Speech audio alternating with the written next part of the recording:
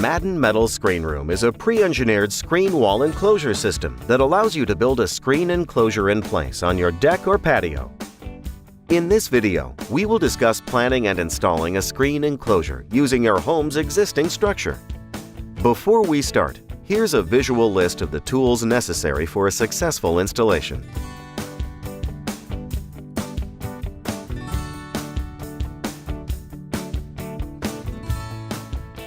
Now let's start by reviewing the intended use for each of the available components. Please note that not all components may be necessary for your enclosure. First, the 1x2 aluminum extrusions are used to create a screen frame around the inside perimeter of your opening. They are available in 8-foot, 10-foot, and 12-foot lengths. The 1x2 can be installed with the spline groove facing inwards or outwards, depending on which side you would like to apply the screen from. Next, the 2x2 aluminum extrusions are used horizontally and vertically to divide a large opening into multiple smaller panels. The 2x2 is also available in 8-foot, 10-foot, and 12-foot lengths. The 2x2 has dual spline channels and, similarly to the 1x2, can be installed facing outwards or inwards, depending on which side you would like to apply the screen from.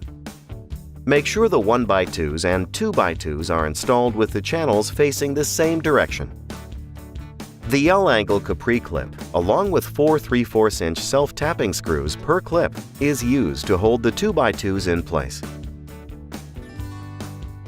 Now that you have a brief understanding of the components, it's time to design your layout. To do this, let's take a look at 4 example layouts, one of which will include framing a screen door. In our first example, we'll frame an 8-foot wide by 6-foot tall or smaller opening. At this size, only 1x2s installed around the perimeter are necessary. The 1x2s are fastened in place every 18 to 24 inches using number 10 by 2-inch wood screws, which require a 1/8-inch pilot hole. Or if you are installing onto concrete or brick walls, you'll use 1/4-inch by 2 1/4-inch tapcons, which require a 3/16-inch pilot hole. Color-matched fasteners are provided with all screen enclosure packages. For example, number 2. We'll frame a 12-foot wide by 8-foot tall opening in which both 1x2s and 2x2s are necessary.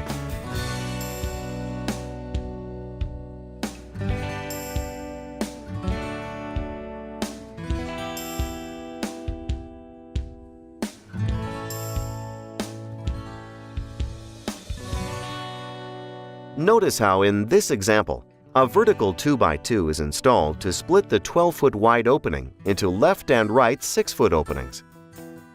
To finish up, horizontal 2x2s will be cut and installed on each side of the vertical 2x2 at 36 inches up from the floor, using 4 Capri clips with 3/4-inch fasteners.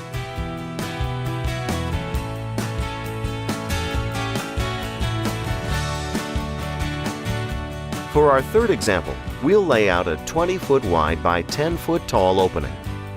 Because the 20-foot opening width is greater than the available 12-foot 1x2s, vertical 2x2s must first be used to divide the opening into smaller panels, and then the 1x2s are cut to fit the smaller openings. Let's take a closer look at the required steps to frame this opening. We'll start by positioning a vertical 2x2 in place and making pencil marks along both sides of the header so it can be installed at the identical location in the next step. After the location is marked, lay down the 2x2 for now. Next, measure the horizontal distance from your pencil mark to the wall. Cut and install a 1x2 horizontally between the wall and the 2x2 pencil mark. Now, while holding the 2x2 in its former position, attach the 1x2 and 2x2 together at the top with a Capri clip. Repeat this process for the horizontal 1x2 at the floor, making sure you attach with a Capri clip. Now, measure and install the right panel 1x2s at the header and floor.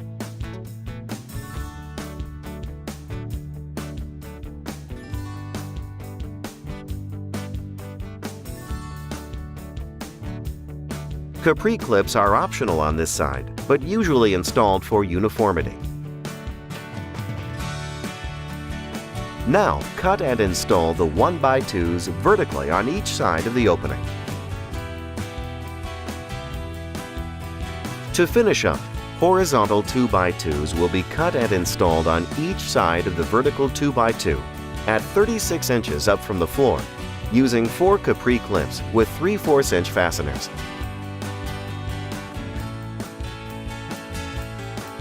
For the fourth and final example, we will frame the same size 20-foot wide by 10-foot tall opening and demonstrate how to add a door frame. The first step is to confirm the door's location.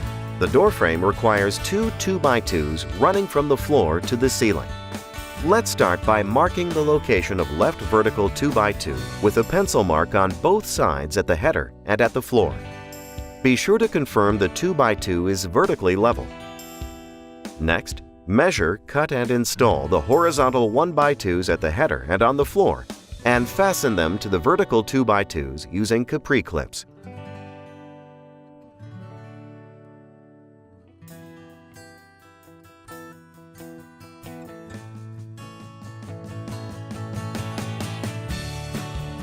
Before installing the right side of the door frame, cut and install a 36-inch piece of 1x2 horizontally at the header on the right side of the first 2x2.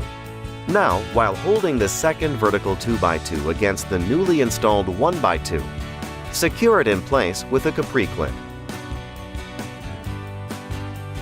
Next, confirm the 2x2 is vertically level. Then, measure, cut and install the 1x2s at the header and floor and secure with capri clips.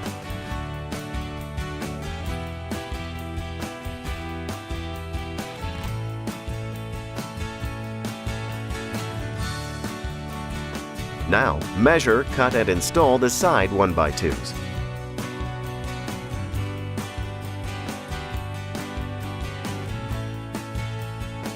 Install a 36-inch horizontal 2x2 at 80 inches up from the floor and between the vertical 2x2s, creating the door's header. Very important! The capri clips must be installed on the outside of the 2x2 door frame to avoid impeding the travel of the screen door. The finished rough opening for our screen door is 36 inches by 80 inches. To finish up, horizontal 2x2s will be cut and installed on each side of the vertical 2x2 at 36 inches up from the floor, using 4 capri clips with 3/4 inch fasteners.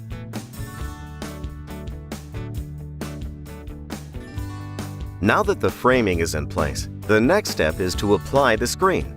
We recommend starting with the smallest openings first. First, practice fitting the spline into the spline channel. Cut a 6-inch piece of spline and, using your fingers, push the flat side of the spline into the deeper edge of the spline channel. Next, practice rolling the spline roller tool to lock the spline into the spline channel. Now that you understand how the spline locks the screen in the frame, we are ready to get screening. Using painter's tape, position a piece of screen over the opening to be screened, leaving at least an extra 3-inch border or more of fabric around the entire opening. Starting in the middle of the top 1-inch by 2-inch, roll the spline and screen into the channel towards both corners, leaving a couple of inches unsplined at each corner. Next, using separate pieces of spline, roll in each side towards the bottom, again leaving a couple of inches at corners.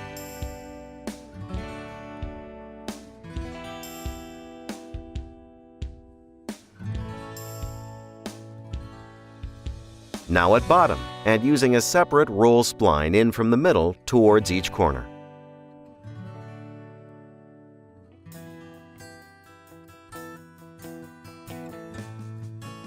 Tip: when initially starting to roll in the first spline, ensure the horizontal strands of the screen are parallel with the horizontal 1x2 header. Also, as you are rolling the spline in on the second vertical side, and as the spline locks into place, your screen should become tight. If necessary, pull out spline and restart process until you achieve the desired look and screen tautness.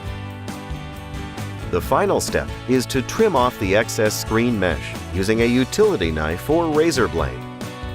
The best method is to cut from the back side of the screen and point the tip of the blade towards the rubber spline.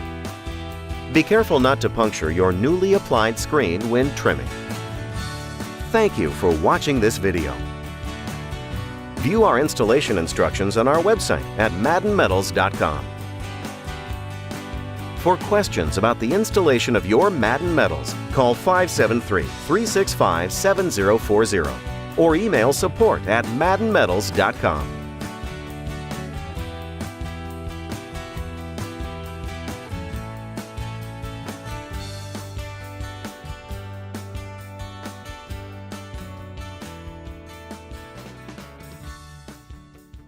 Thank you for watching this video.